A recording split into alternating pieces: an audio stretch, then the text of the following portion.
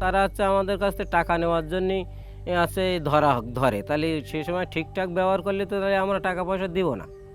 ঠিকঠাক ব্যবহার করে, মারধর তো টুকটাক আছে, মারধর আছে, এর সাথে দেওয়া যাচ্ছে খারাপ ব্যবহার যেগুলো করার দরকার সেগুলো তো করবেই।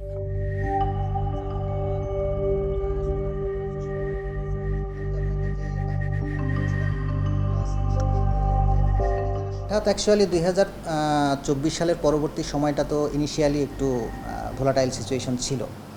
এই সিচুয়েশনটার সুযোগটা আসলে তখন নিয়েছিল। ওরা ভেবেছিল যে হয়তোবা ল এনফোর্সমেন্ট বা ল অ্যান্ড অর্ডার সিস্টেমের কে হয়তোবা এর ভেতর থেকেই ওরা ওদের উদ্দেশ্য হাসিল করতে পারবে, কিন্তু পরবর্তীতে সেটা আমরা টেক ওভার করে ফেলি এবং খুব দ্রুততার সাথেই সুন্দরবনের শান্তি শৃঙ্খলা বজায় রাখার জন্য সচেষ্ট হই।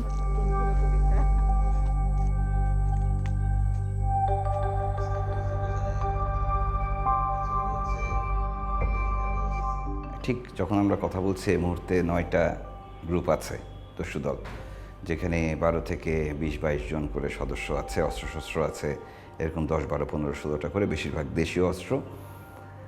এবং তারা সুন্দরবনে দস্যুতা করার যে রীতি ছিল আগেকার, সেই একই কায়দায় করছে, বরং এখন এটার তীব্রতাটা অনেক বেশি।